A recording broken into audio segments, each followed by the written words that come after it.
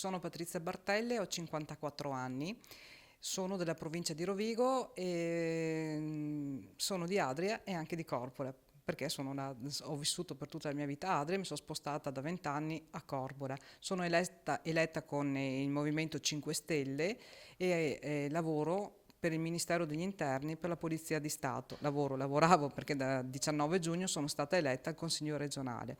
Non ho mai fatto politica attiva prima di questa esperienza.